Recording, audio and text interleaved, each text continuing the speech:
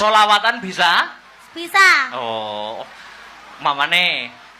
Alamate apa Mas? Kok iso alamate anak soleh lho malan. Solawatan. Iya, salawat apa? Salatullah salamullah. Salatullah Rasulillah. Salatullah salamullah. Ala Yasin Habibillah. Kok pinter men jane adike sapa?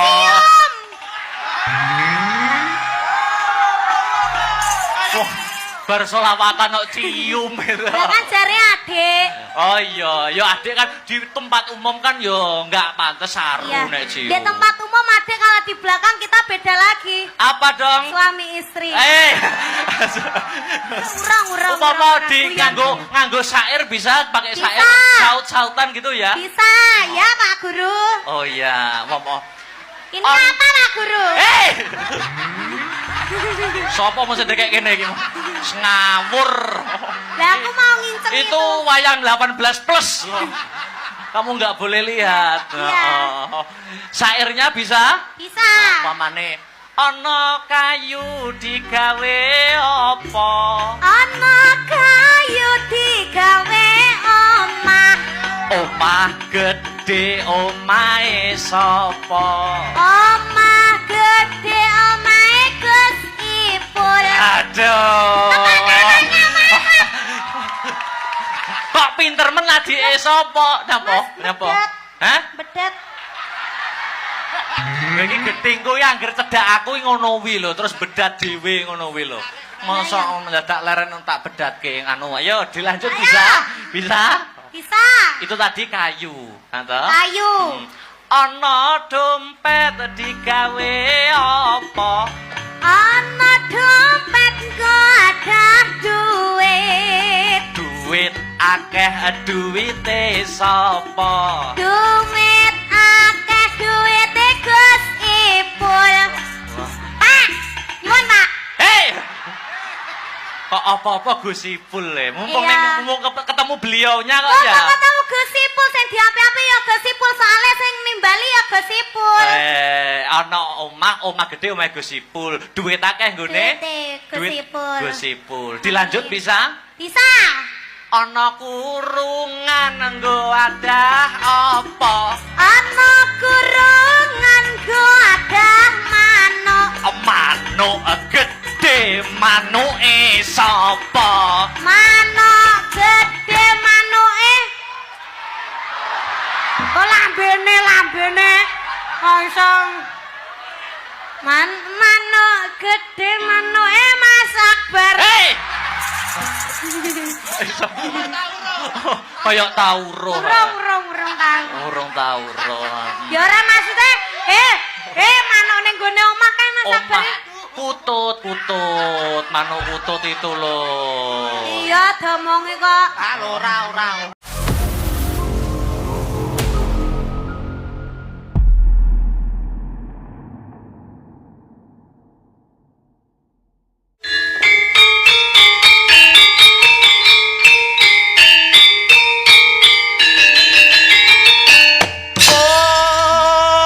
Danyo sasmito jati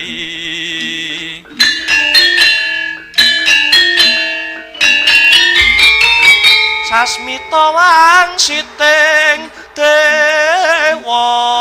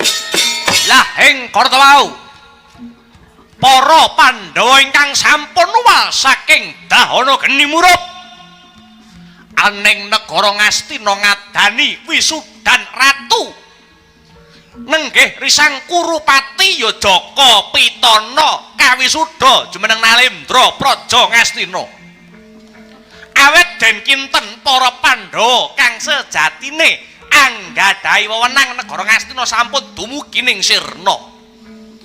Nalika semono Nalendra Wirata Prabu Matswapati mireng pawarta bilih negari Ngastina sampun dipun kukuhi dening para Kurawa. Datan tarimah sajroning manah Gya Animbali Dyan Bratasena aning negari Wirata.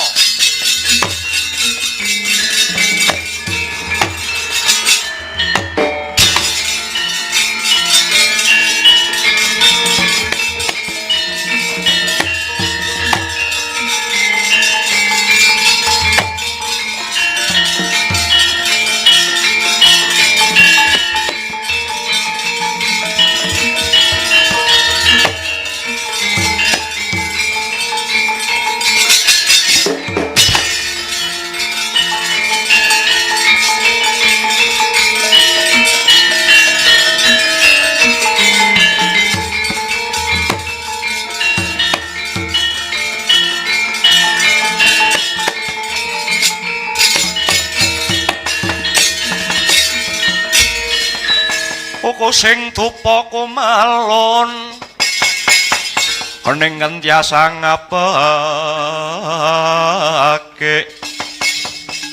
kawengku sagong cacahan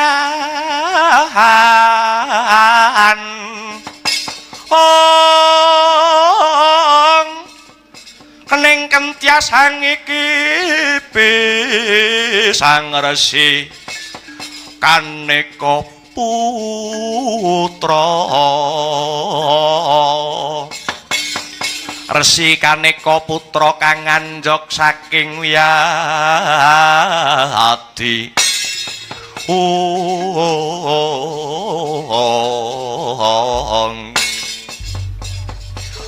Bratasena kakek Matswapati ana dawuhmu apa ngene yo ngger kabar wis sumebar pawarta wis warata mbok menawa negara Ngastina ratune anyar ya kuwi kakangmu si Jaka Pitana kang jumenengake sinengkake aluhur ana ing dadi ratu ana ing negara Ngastina kamangka sejarah wis cetha ngegla kang tanpa warana yen sejatine praja Ngastina kuwi dudu hak ing para Kurawa nanging hak ing para Pandhawa ikhlasna ya ngger ikhlasna tinggalane wong tuamu kang wis murut ana kasedan jati lah gegandengan kelawan kuwi pone yang nimbali kula Bratasena aning negara Wirata kene ana bumi kang wujuding alas sing jenenge Wanamarta. Wanamarta iki jembare ngungkuli negara Ngastina yen ketrima kelakoning lakuning para Pandhawa. Wanamarta iki malah bisa dadi kraton sing endahe ngungkuli praja Ngastina Bratasena.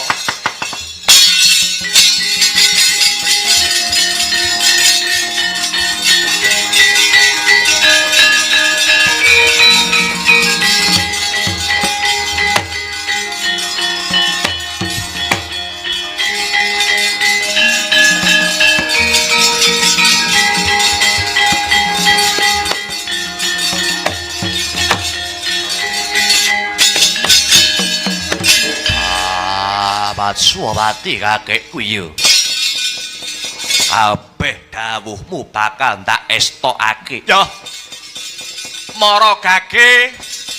maragage babatana bangunan negara sing apik negara sing becik lambarana rasa kesabaran kabeh laku darmamu bakal dituntun kelawan sing gawe jagat Bratasena. Restokake dawuh yen wis pancen antuk idi palilah saka sing duwe bumi Wanamarta. Ora liwat aku budal dina iki. Sing ndak jaluk mung pangestuning Mas Wopati kakekku. Yo. Duga-duga Kinawa. Ngati-ngati aja nganti keri Bratasena.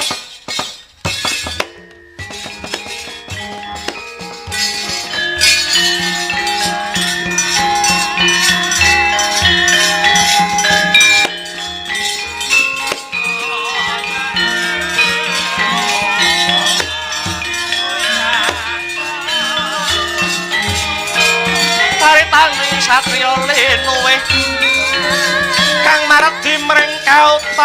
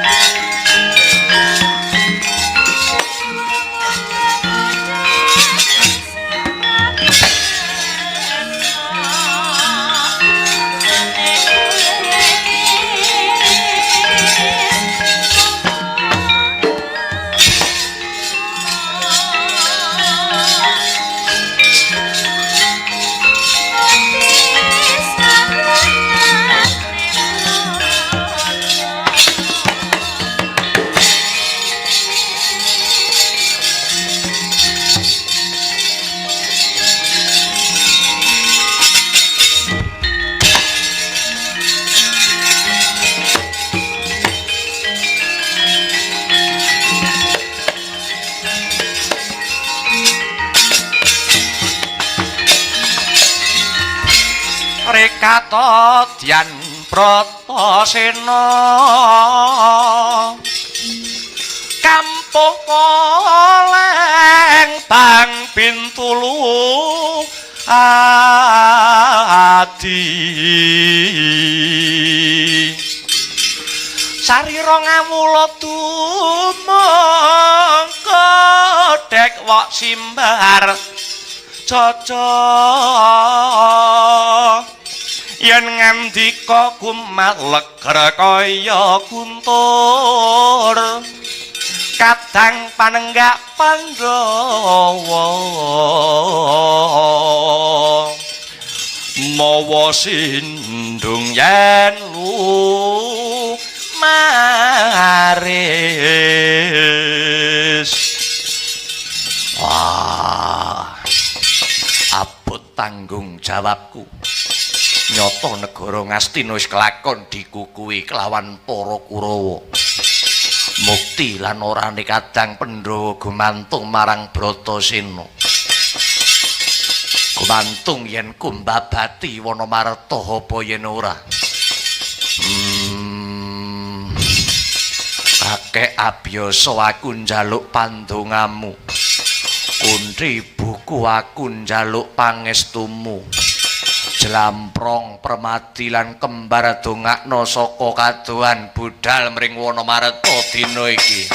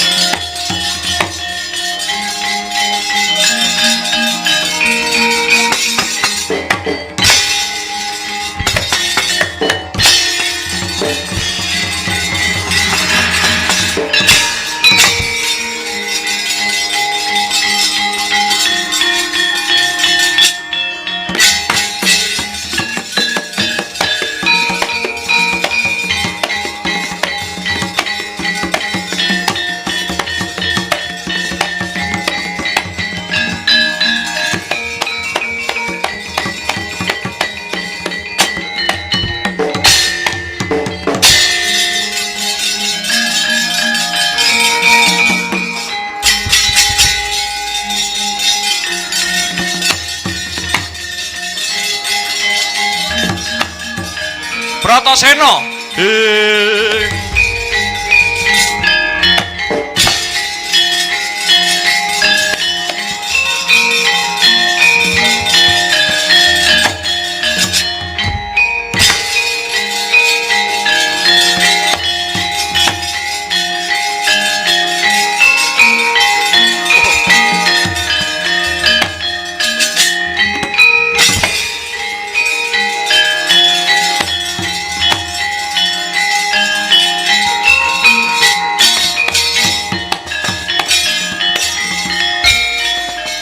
Anoman malumpat sampun prapting witing naga sari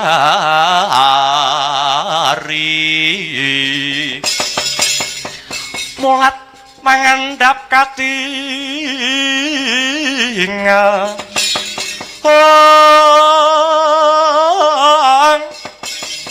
wanut yayukur waking gelung rusak warlan kisma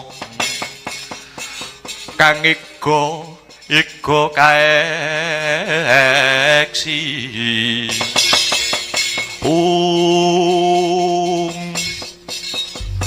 iki tak sawang kaya adhiku Bratasena Kakang Anoman ya lonjong mimis playumu melaramingkus ambekamu arep menang ngendi Yayi Bratasena mundi dawe yang Matswapati dina iki Pandhawa antuk kamukten wujude bumi Wanamarta bakal ndak babati kinarya mulyaning kadang-kadangku para Pandhawa ngosik apa Yayi Bratasena ora sumurup yen bumi Wanamarta kuwi wujude ngalas gawat kliwat-kliwat wingit kepati-pati paribasane sato mara sato mati janma mara mung karyaran yen kena ndak pringgake Baliya ya Di Baliya pun Kakang Eman marang kawilujengane Siadi ora watak Bratasena mundur sejangkah ora bakal bali durung kasembadan apa kang dadi sedyaku rawe rantas malang putung pun Kakang sing bakal dadi pepalang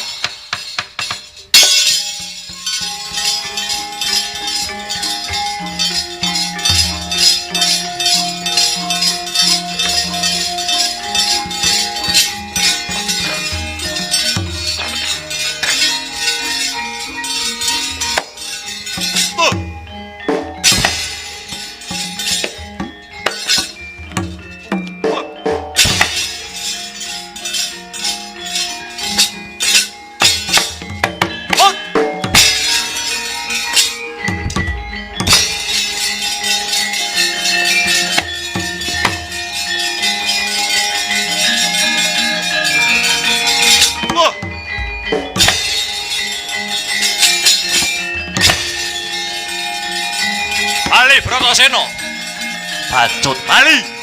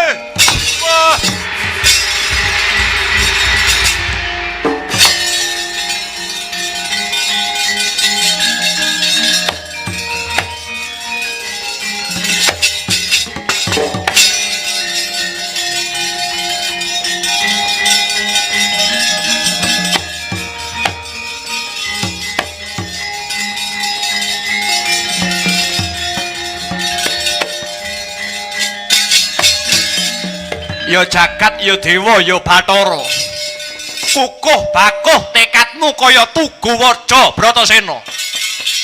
Pun Kakang tetep ora negake marang si Adi. Yo tak jampangi lakumu, Yai.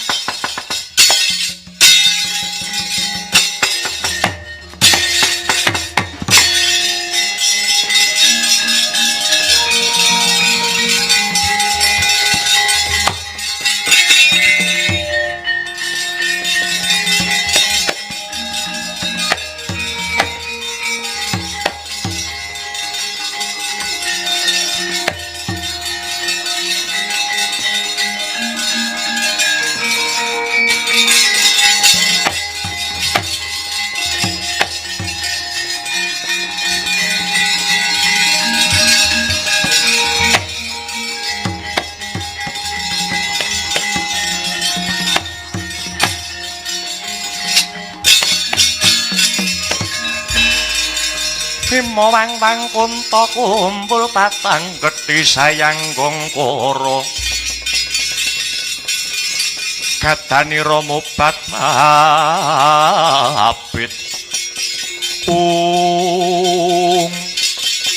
jegrek ya Tugu Sinokarta nenggih Sang Bratasena dupi mulat gumlaring wana marta alas gong liwang-liwung leksa gurda yang mandira tepung amaro gunung peplutaning pangsambung sumambung katempuing angin pating grot pating jretot swaraning gegirisi tengahing alas sinela rawa-rawa jero papane lintah pacet ula diwel lemut gangga laler wilis pinggire ketukulan roh kemadoh rompyoh-rompyoh sumawana kembang rawe ngrubung kayu ingas sedaya sinung glugut wisa kang tuhu ngegateli nadyan mekatena datan ngendhoni tekate Sang Bratasena dene rarsa mbabati Wanamarta kekayon ingkang ageng-ageng kabedhol rebah kabarubuh ingkang alit rok rungkat katut sak oyot-oyote kinarya bat-batan Radyan Bratasena.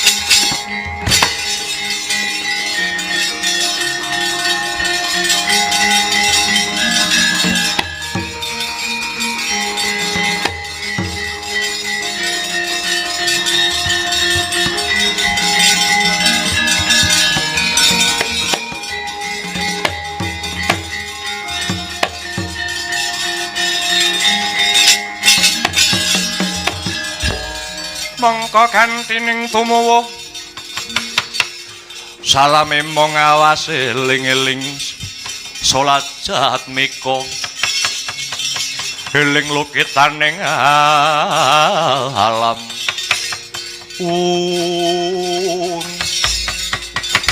tak sawang kaya jimdam darat iki lho lakar kados mekaten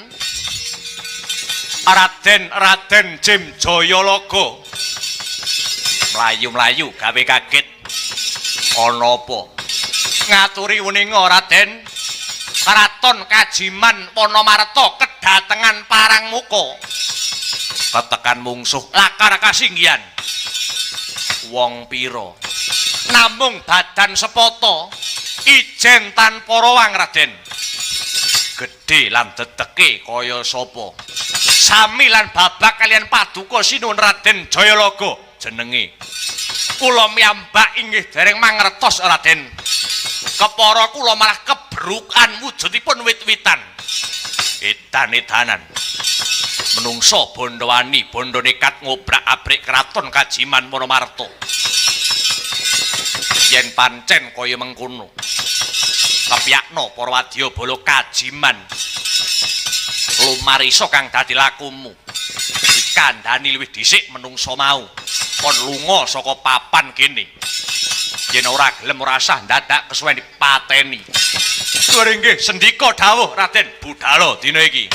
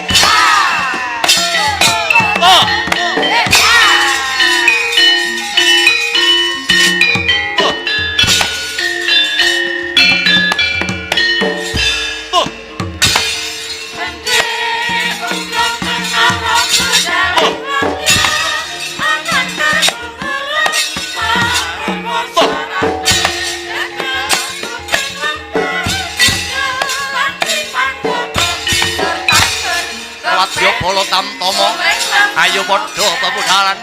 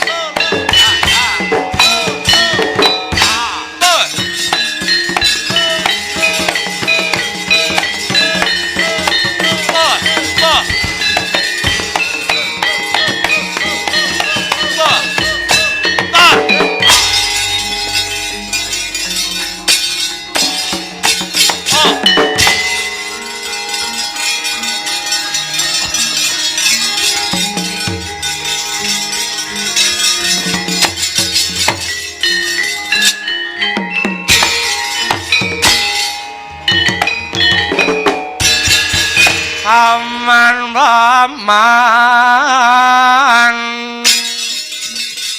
apa warta neneng dalan ning dalan akeh wong mati mati keneng apa matine denani yoyo suduk coco prapeng pikir sok mane ilang raga karingan lintre weh lah dalah ana wanara seta kang mapak lakuku yen bisa tata jalma manungsa ngaku sapa kang dadi aranmu tambuh marang aku Raden Anoman ya Rama Ndayapati Anoman ya Rama Ndayapati pancen kepara nyata bali takon ana wujuding umat kang cat katon cat ora sapa kang dadi cundhuking laku abdi dalem ning kraton Kajiman bumi Wanamarta arangku tumenggung Salokat Katut Barat Salokat Katut Barat yo nyimpang ngiwa utawa nengen sumedya laku marep goleki manungsa sing maning usak ngasik ngobrak-ngabrik Wanamarta apa ora ngerti yen kuwi papan gawat kliwat-liwat wingit kepatiwati satu mara satu mati jalma mara mung karyaran yen kena ndak pringgak nisor becik ora usah goleki sing ora ana Anoman kang bakal ngladeni apa sing dadi karepamu lho wani karaku sing tak wedeni apamu ora usah ndadak melu celeng boloten kebo latengen Maradhyaki maju ngejak pirang jerak ladeni matna sastra jendrawataken aji japa mantramu atumpang so tebak dadamu mlengsati kamu aja takon dosa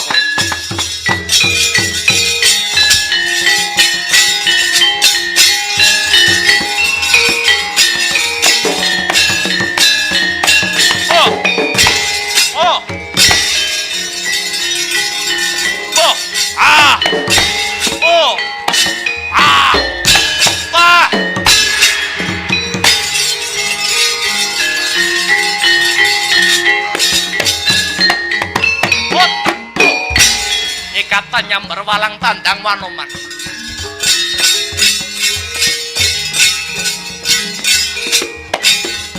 Tuh.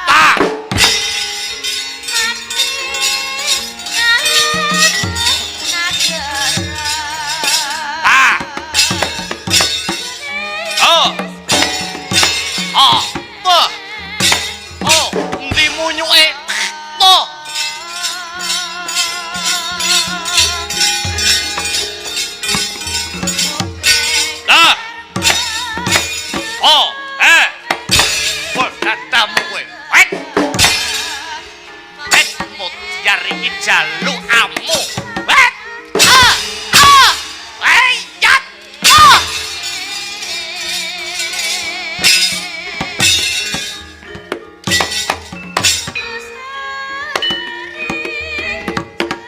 Walah.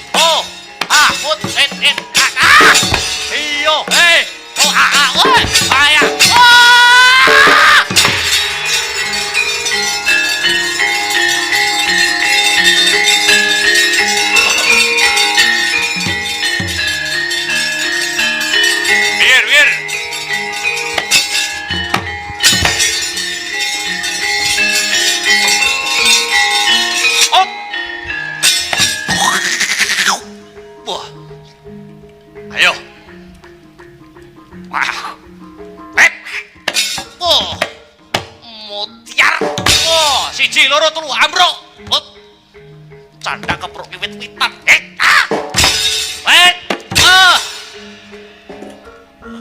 Hut, hai, oh, ha, hai, hut, ha.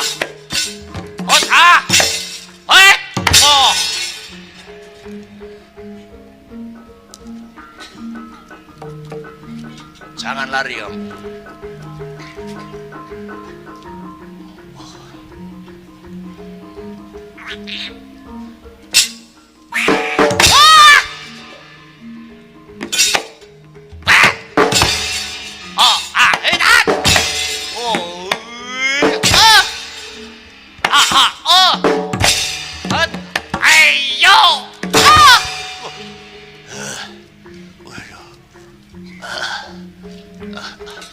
Tanda sirahmu lho ditarik kan. Hut. Ayah. Dian tenan. Oh. Hut. Oh, hut. Tenan.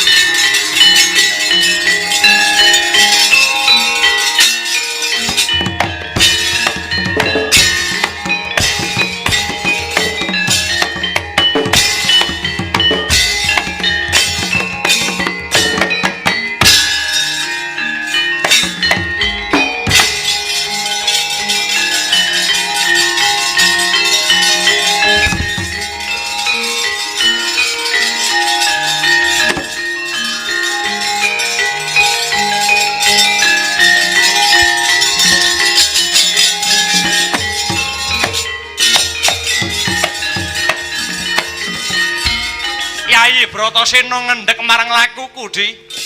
Aku mau kandha piye? Bratasena ora butuh bantuanmu. Bratasena ora butuh payung pitulungan saka Kakang Kanoman. Ketang gedene tresnaku marang kowe iki dudu perkara tresna karo ora. Iki sing golek kamukten para Pandhawa. Sing golek kamukten Bratasena sakadang para Pandhawa. Bratasena ora gelem kena diarani wong kekudung malulang macan ngempek eyom kamuktane kamuktene wong liya. Bratasena kepengin mandireng pribadi golek-golek mukti dhewe kringete ya kringete Bratasena dhewe. Mati apa urip, bejo apa cilaka ben sandang Bratasena. Yen ana apa-apa dudu tanggungane Kakang Yayi minggato.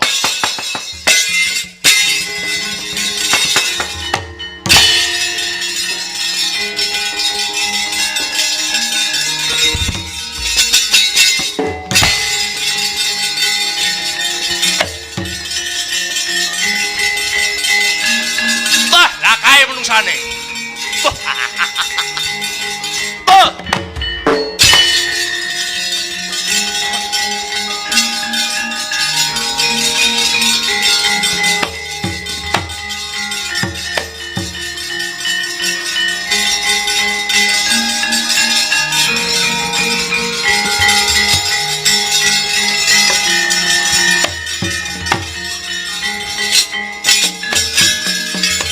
Aprabak Surukabranang geget waja mlintir gumbala sugal wijiling sabda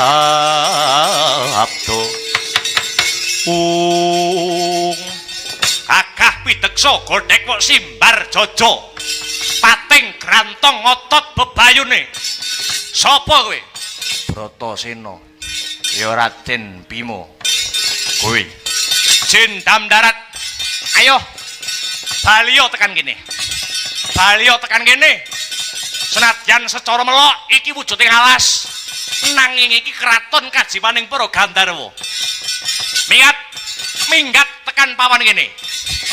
Aku wis entuk idi palilah sing duwe kebawah praja kene. Matsapati kakekku wis paring dawuh lumantar Bratasena.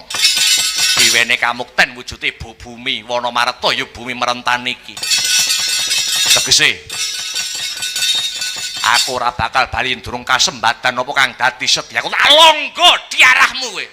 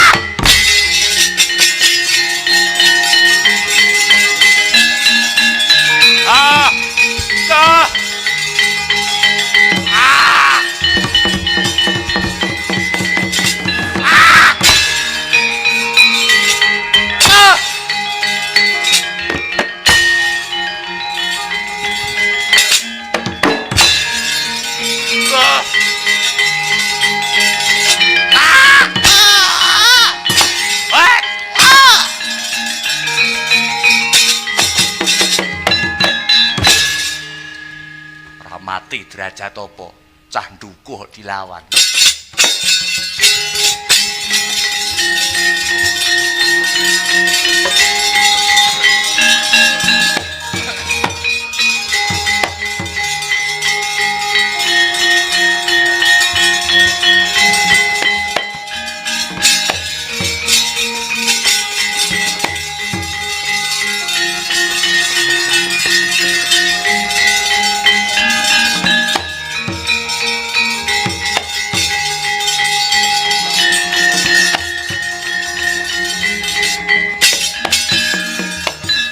Malane kerat leketeking jagat gelah-gelahing bumi panusmaning jajelanat sukertaning bawana. Wadya bala kajiman ora ana sing monggo puliya. Musuh tanding lawan satriya. Sing ngobrak-ngabrik wani bubrahe kraton kajiman kene. Musuh lawan Jim Jayalaga. Lakon dadi pengewan-ewan kowe. Jayalaga wis yayi.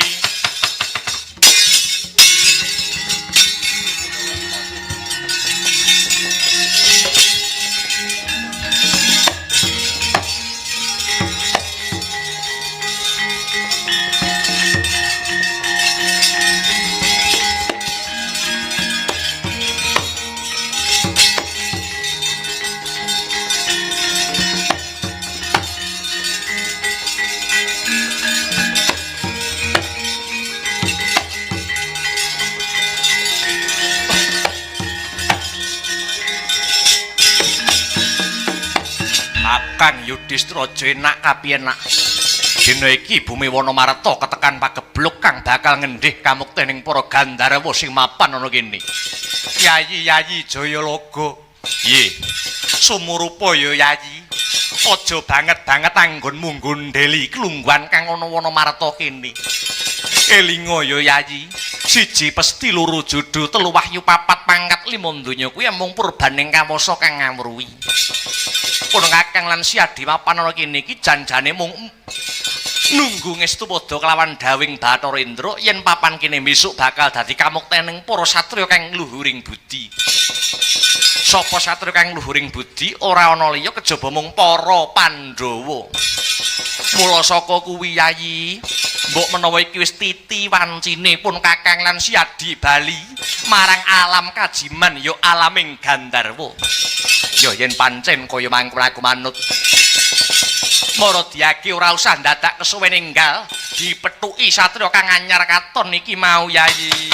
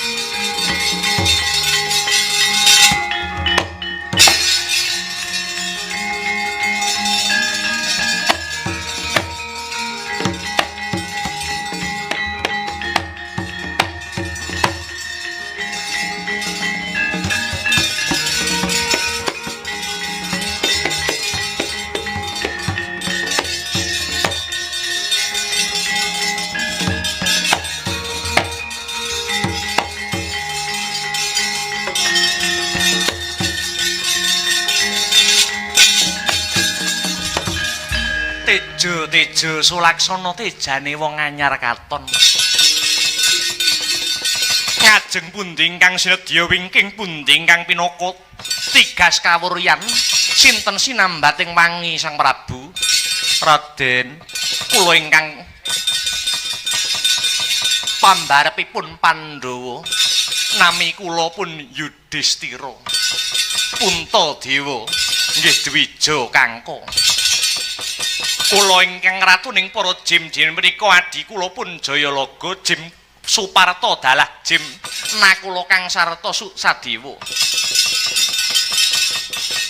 Kawuning ana Raden, kula lan adi-adi kula mapan wonten ing Wanamarta mriki namung dapur nunggu lan ngreksa kamuktening para Pandhawa. Kados menapa ingkang dipun dawuhaken kalian Pukulun Bathara Indra, mbok bilih Wanamarta mriki badhe dados karaton sarana kamukten lan kalungguhanipun satriya ingkang mahambek luhuring budi. Saking pamitang kula inggih naming Paduka Raden, para Pandhawa ingkang wenang nglungguhi kamukten menika. Mila Raden, monggo sakmenika badhe kula borongaken Wanamarta menika dados kamukten Paduka Raden Puntadewa sakadang. Lah lajeng Paduka sakadang badhe mapan wonten pundi? Raden, Gandharwa menika gadah alam piyambak ingkang dipun wastani alam antara. Lah wekdal sakmangke sampun titi wancinipun, kula sakadang bali marang alam kula. Kawuning ana Raden, Wanamarta punika pinirang dados pinten-pinten bageyan lan pinten-pinten wilayah. Sisih kidul Jodipati, sisih ler Madukara, sisih wetan Bumi Retawu, sisih kilen Sawo Jajar, nanging punjering wilayah menika mapan wonten ing tengah ingkang winastan Kraton Indraprasta. Lah kinarya tetenger pasatemon menika menawi Paduka Raden Puntadewa sampun kaju menengaken nata Paduka reksa para kawula miyang para bebrayan agung Bratasena Jayalaga aranku dadi senjata pusakamu. Suparta mugi dados asma Paduka Raden nuwun inggih lakar kasinggihan. Nakula mugi dados pusaka naming Paduka Sadewa ugi mekaten. Kula sakadang nyuwun pamit Raden, monggo nderekaken Sang Prabu.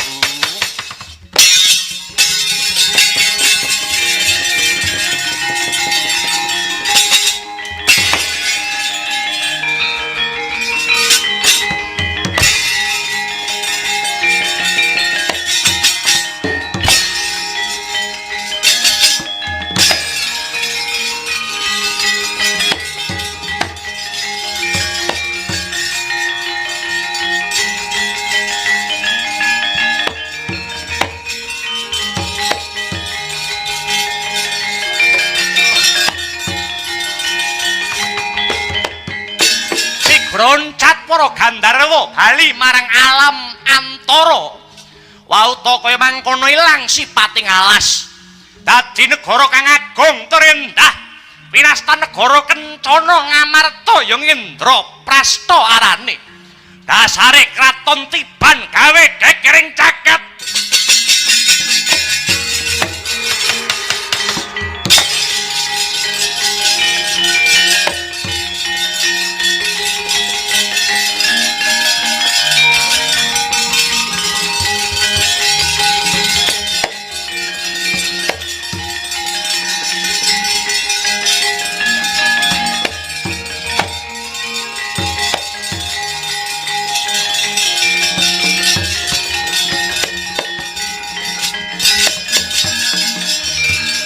Mangkya darajating praja kawuryan musunya ruri Aurora angrehing ukara weh lah dalah kunti kula wonten dawuh aku sing ora anak-anak kok melu seneng bejo kowe duwe anak Pandhawa kunti mendah senenge atine bojomu Pandhu mbok menawa nyumurupi kahanan kang kaya mangkene Kunti. Anak-anakmu para Pandhawa ndak pasrai bumi wana marta wis kelakon dibabati ki malah wis entuk klungguhan negara Indraprasta Puntadewa. Kula wonten dawuh Eyang, gandeng pembarepe Pandhawa ki kowe. Gelem ora gelem kowe sing madeg dadi Nalindra mimpin keraton Indraprasta kene ya Puntadewa. Nyuwun pangapunten Eyang ingkang tumandang babati wana marta menika sanes kula nanging Yayi Bratasena. Senadyan kula ingkang minangka pembarep nanging kula menika namung bebasan timun wungkuk jangga imbuh Eyang. Oh ngono, lakara kados mekaten Bratasena. Nggih.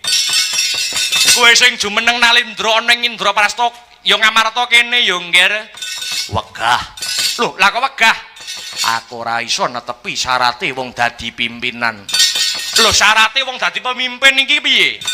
Pimpinan ki nggone kautaman, nggone tata krama, unggah-ungguh budi pekerti kang luhur. Kamangka aku iki ora bisa basa yen aku nyekel peperintahan ana Indraprasta kene ora wurunga kawulaku dadi kawula sing uraan.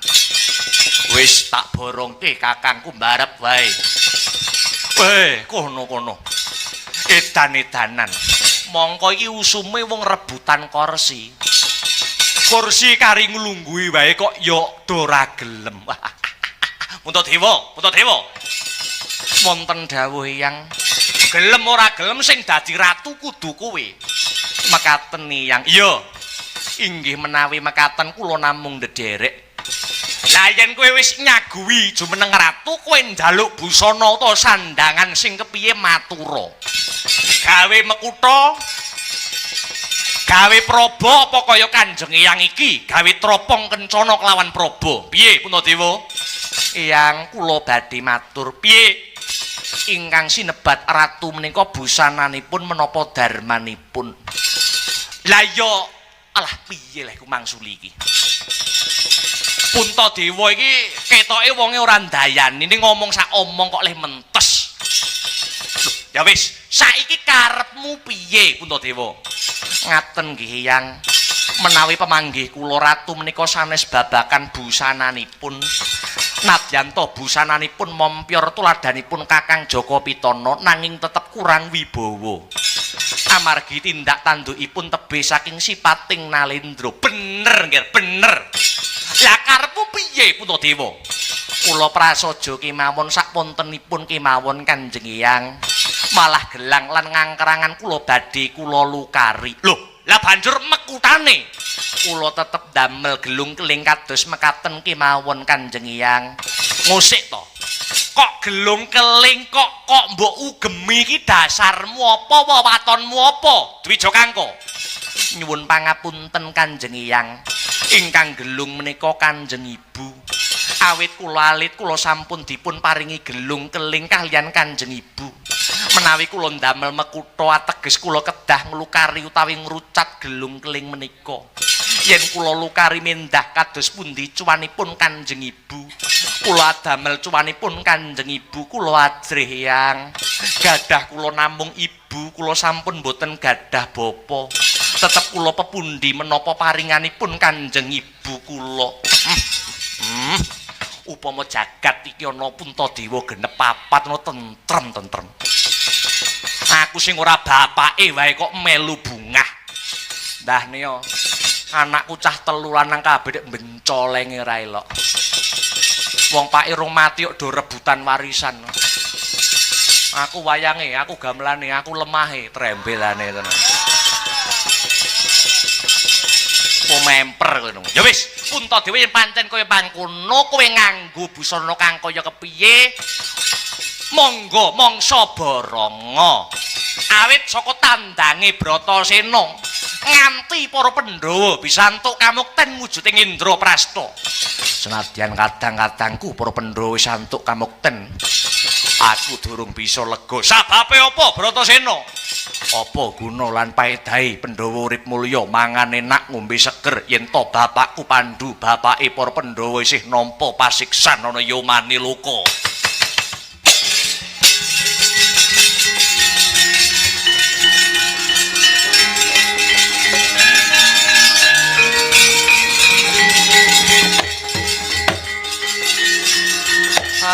geni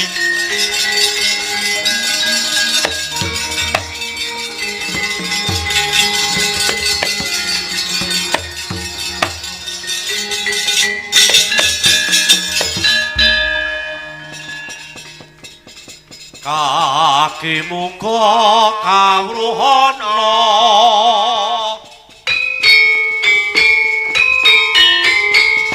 sing waspada ing jaman tali geni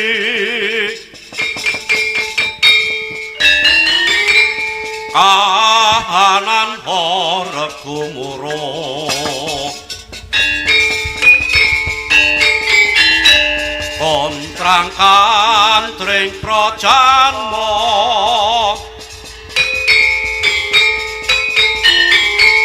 udan tangis banjir gede sarang balung kinobar kobar daono sinu metali ning gede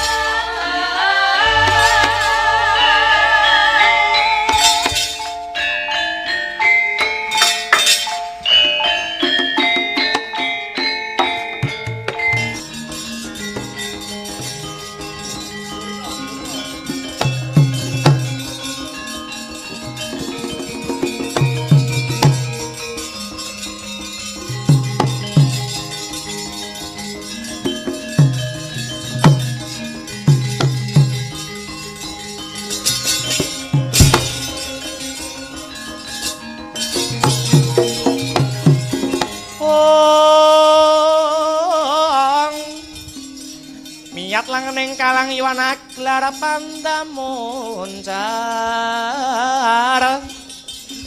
ong tinon lir kekonang surem sorotetan padang kasor lan pajaring purnameng gegono dasare mangsa katika ing oleh sumorati mprit gantil buntut naga Allah sepisan ora lali ngunjuk rasa syukur marang Gusti kang murbeng dumadi sing wis malimbarake keberkahan kang wujude kesehatan lahir kang sarta batin umrap menungso kang sumebaraning jagat raya semengko pengawak bajra kang mawa kita kang amengku gati Bratasena sing teka layak prenjake padha ganter jagone padha tarung kucinge padha gandhik Bratasena napa ngger Durna guruku piye tekaku madhep marang panjenenganmu ya kuwi saka karenteke ngatikning Bratasena kang kepengin nambah kepinteran kangsu kawruh gegulang ilmu. Lho ngosik to Bratasena. Apa kowe isih kurang anggonipun bapa maringi ilmu marang kowe? Anggonmu ngangsu kawruh mapan ana ing paguron saka lima kene sok glogok banyu ngejun paribasane anggonku mening ilmu menyang kowe. Apa isih kurang? No Bratasena. Bapa Durna apa lali? Bapa Durna nate ngendika mbok menawa wong golek ngilmu kuwi ora ana matese dawuh Rasul ing Gusti kang pungkasan ngandharake. Wong golek ilmu, wong golek kawruh mono saka lair nganti tepakaning pati wiwit jabang nganti cerapang wiwit indil-indil nganti ondol-ondol. Mula aja ngendoni marang tekadku Bapa Durna. Ya. Yen pancen Kaya mangkono apa ngilmu kang kepinginake nggih Bratasena? Kaya sing mbok janjeki seminggu kepungkur. Ya kuwi ngilmu sangkan paraning dumadi utawa kawruh kasampurnaning urip. Sangkan paraning dumadi? Yo. Iku pitukane abot lho, Ngger. Syarat-syaranane ora gampang. Sisip sembire luput katuranggane bisa ngilangi nyawamu Bratasena. Ora peduli. Wis kadung madhep mantep apa kang dadi tekating Bratasena Bapa Guru Durna. Ya. Syarat-syaranane kowe kudu bisa mujuti banyu suci Pamitra Sari tirta mahaning suci. Mapane ana ing Samudra Kidul ya kuwi Samudra Minangkabau. Piye? Kowe saguh apa ora Bratasena?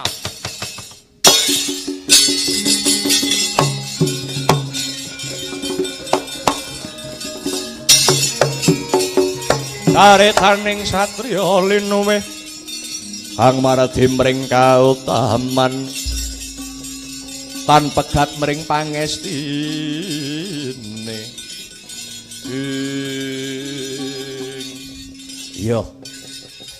Iya piye Bratasena? Ana paribasan yen wani aja wedi-wedi, yen wedi aja wani-wani. Bratasena ora bakal mundur ing keguntur, ora mendho ing bebaya. Aku njaluk pamit muga kasembatan kang jinangka rahayu kang tinuju. Pangestuku gumraja kaya banyu sedudha enggal budhal Bratasena.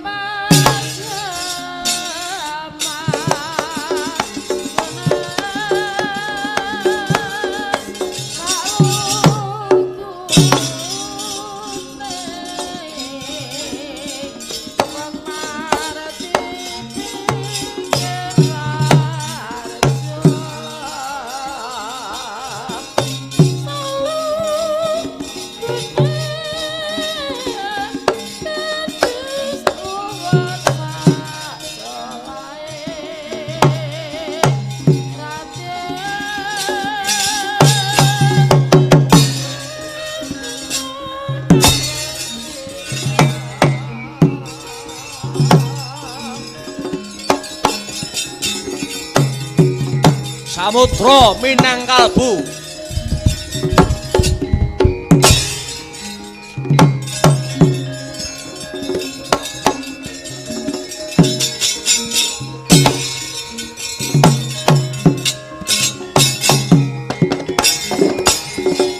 Ancut gemregut manjing samudra tulya dereng wiragan nylegawa banyu semapoting wentis. Wes prateng tepining samudra Minangkabau lampahing risang Bratasena. Lupi wis prateng gisik sigra pinapak gedhening alun kang gulung gumulung. Maota kaya mangkono risang Bratasena nyawang jembaring samudra kang langut tanpa pagut. Tuwakaning ombak kang anempuh wentising risang Bratasena kaya bisa tata jalma arsa amangsulna lakuning Bayu Siwi. Satemah tuwuh tandha pitakon sajroning batos. Sida njegur apa yen ora? Lamun sida njegur bakal pisah karo keluargane selawase krana amung pati pacangane. Lamun yen to mangsul tetelo banger asmane selawase urip. Ya kapetang kanthi ganep jroning batos. Bali, acut, bali, acut. Wis kenceng tekade Raden Bratasena hampir terus samudra.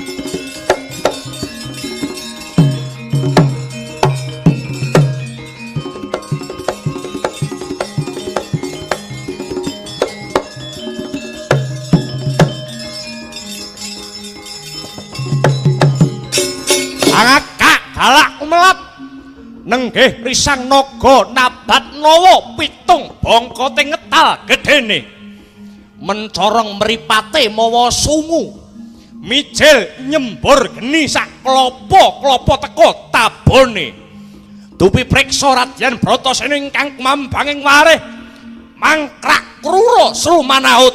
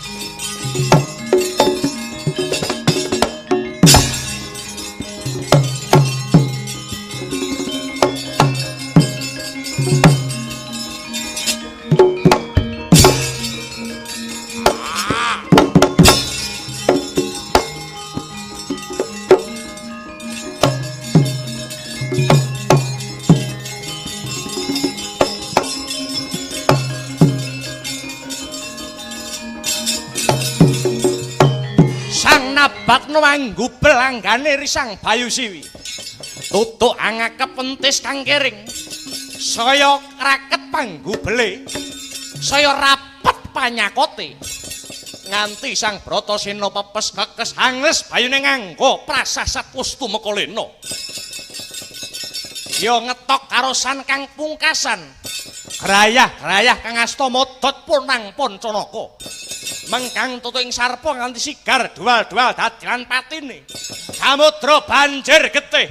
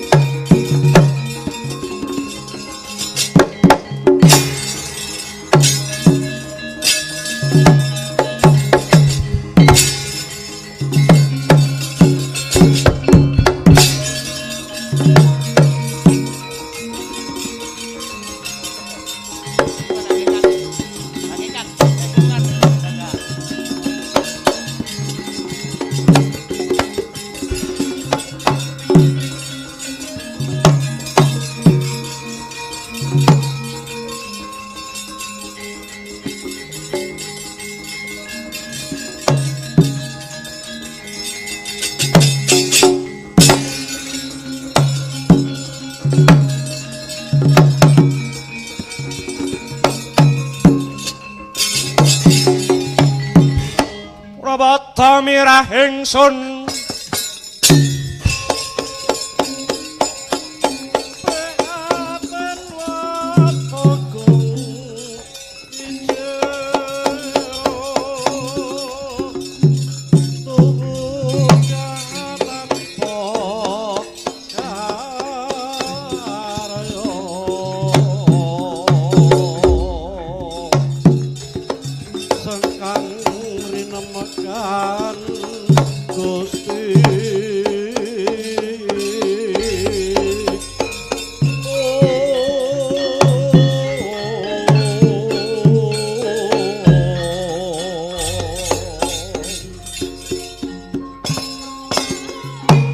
ilahing skaring dawana langgeng Bratasena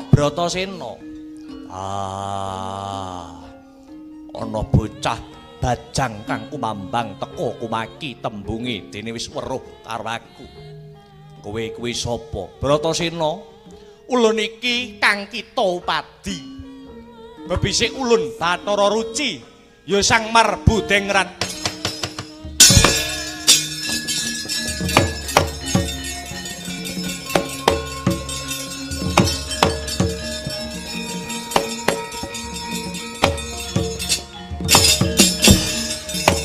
Yata larata saking kutha Sakura kula yen atanamu tusa sang Sri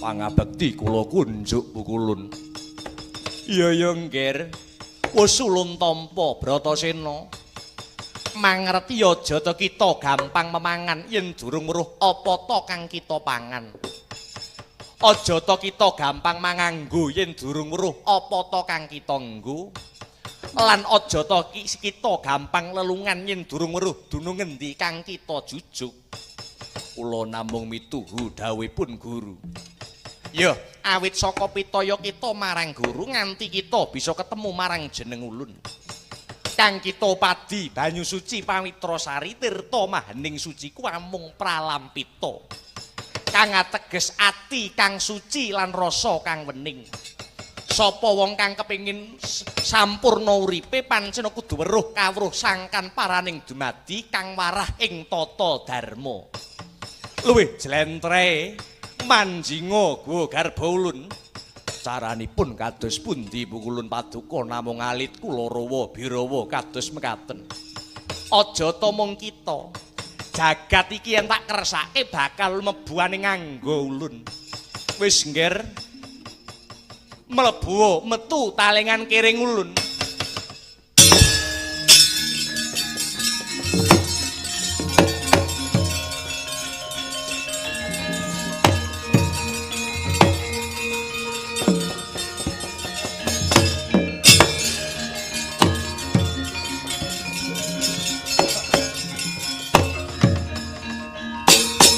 wis manjing anggane sang ruci Bathara risang Bratasena lising kandha ring kesing carita wis winejang kawruh sangkan paraning dumadi Purwa Madyawasana mungkasi samendang tanana karempit mangkono lengira sang ruci Bathara Bratasena sira wis bisa ambuka warananing ati manjing jroning kalbu minangka lelantaran marak ing ngarsaning Gusti Kang Maha Suci iku pratandha lamun sira wis bisa nyingkirake hawa nafsu mantar laku sembah raga cipta rasa kang sarta sembah jiwa bingah manah kula menawi mekaten dipun keparengaken kula dhateng mriki slaminipun pukulun aja ngger iku durung pancine sababipun menapa sumurupa sepisan isih ana kewajiban kang kudu sira lakokake kaping pindho ibarat wong mangan sira lagi dapur icip-icip besok yen wis titi wancine ora bakal balenjani sira bakal antuk katentreman kang sarta kelanggengan wis ngger enggal metuwa saka guwa garba ulun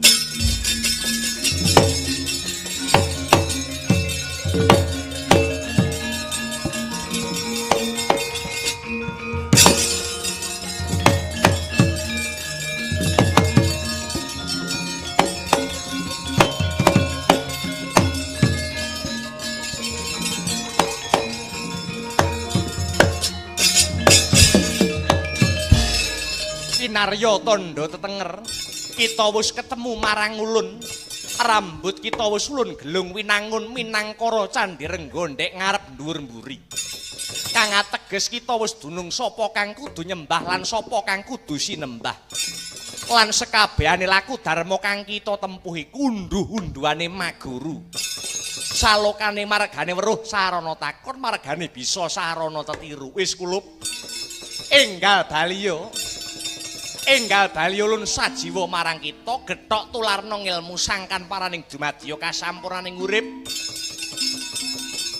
lan kang luwih wigati dadi anak kang bisa mikul dhuwur mendem jero asmane wong tuwa kanthi sarana ilmu sangkan paraning dumadi utawa kawruh kasampurnaning urip iki bisa kanggo lantaran nyuwargake wong tuamu kang wis binanjut Bratasena Madeka Pandhita ana ing sumur Jalatundha peparapo Begawan Bima Suci Bratasena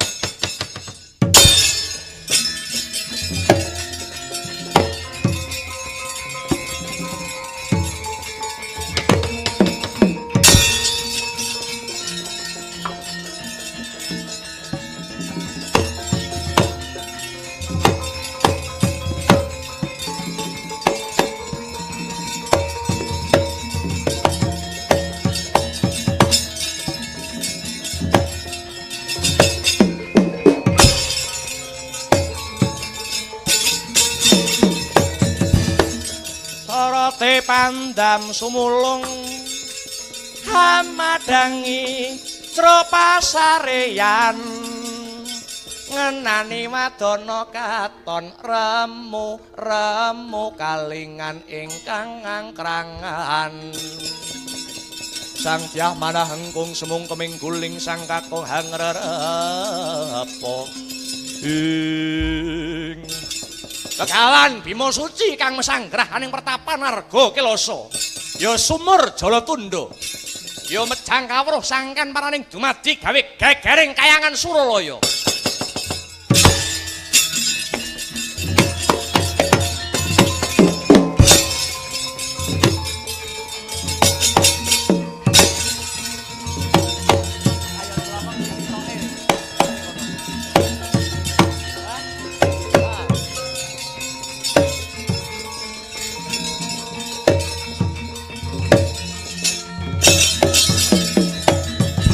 asri rengganing gunung tirtane balumbang baning ong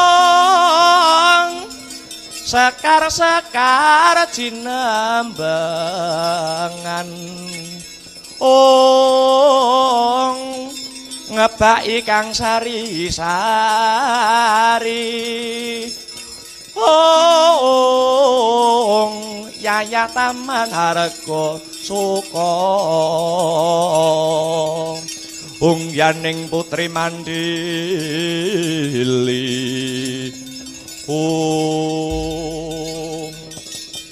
ilahing sekaring bawana langgeng iki Werkudara kang manuh mani mesanggrahaning sumur Jalatundha jejuluk Bima Suci lancang wani medharake kawruh panunggal sangkan paraning dumadi kamangka kuwi kawruh kang sinandi amung para Jawata kang kuwasa medharake apa bedane dewa kelawan kawula lho yen pancen jeneng kita titah wantah cumantaka dadi pendhita para begawan Bima Suci aku kepengin weruh sing jenenge mati sajroning urip kuwi kepiye Bima Suci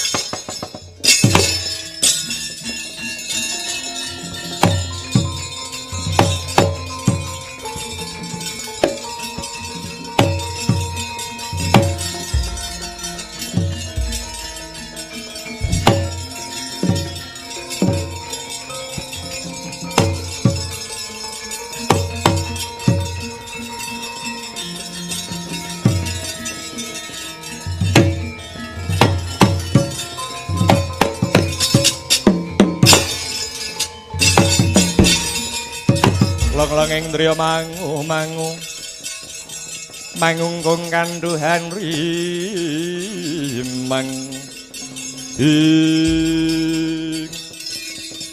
lena pangendamu mati tenan kuwi Werkudara andek muna bocah wingi sore wani medhar kawruh sangkan paraning dumadi raga wis ngletak iki kang raga iki merga kowe wanuh pani medharake kawruh sangkan paraning dumadi mula aja pisan-pisan kowe wani nepak mbun-bunane Jawata Werkudara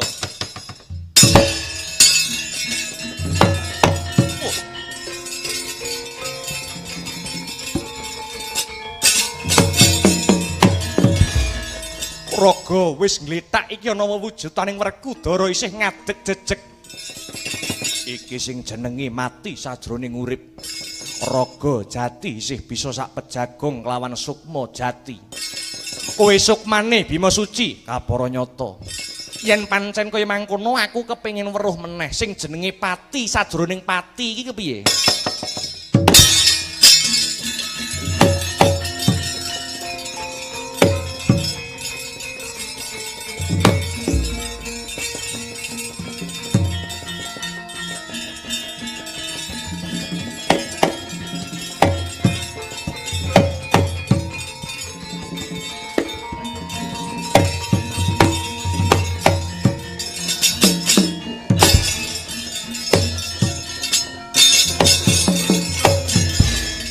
yen saiki mati tenan kuwi Bratasena ora bisa nggamblangake pati sajroning pati Nggembelo sirahmu wani dadi pendhita.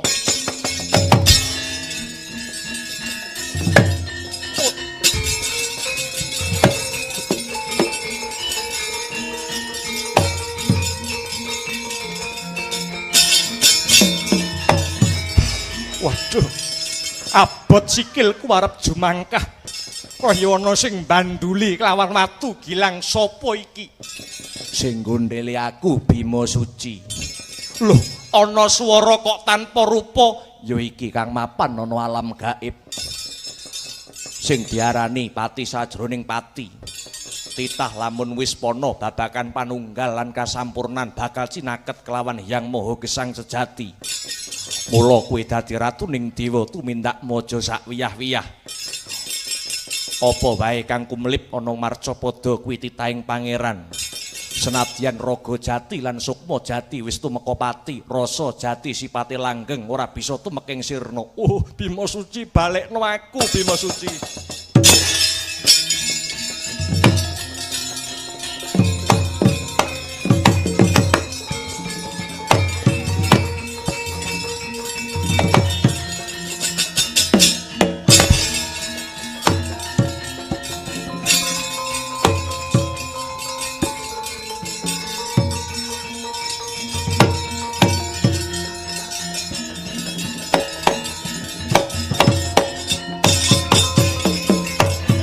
Aku ngakoni kasutapanira Werkudara. Aku mung nodi sepiran teping laku bratamu. Ulun ngerti sedyanira bakal nyuwargake wong tuamu Pandulan Madrim kang nandhang pacoban ana yomani luka. Gandeng kita wis sembada dina iki Pandulan Madrim bakal ulun unggahke ana kasuwargan jati.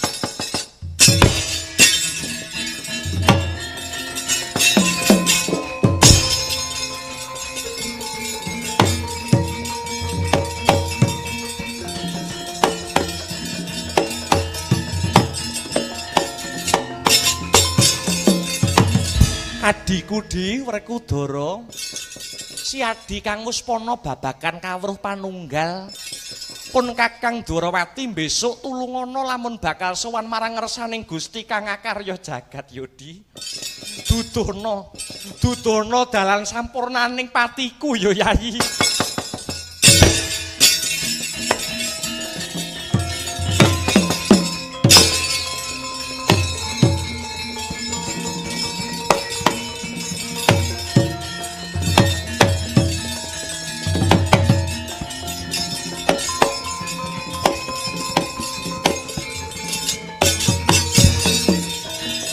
Wakul ja'al haku wa zahakul batil innal batila kana zahuka. Sing becik dadi patuladan, sing ala katuta barat kang sarta lisus. Paduka Raden sampun saged nyuwargakaken ingkang Rama kaliyan keng Ibu Madrim ateges lakon Banjaran Bima sampun paripurna. Mugi-mugi saged anyembuh katentreman sarta kawilujengan Sokibul Kajat ingkang wonten ing Dusun Dukuh Desa Banaran Wetan Kecamatan Bagor sapurnaning ringgitan mugi warga masyarakat mriki pinaringan ayem tentrem kawilujengan kang sarta karaharjan. Semar sak kanca nyuwun pamit bilih wonten lepat kula nyuwun samudra pangaksami. Slamet sing nanggap, slamet sing ditanggap, slamet sing nonton tanggapan, slamet sing ditanggapke wayang. Billahi taufik wal hidayah, waridha wa inayah. Wassalamualaikum warahmatullahi wabarakatuh.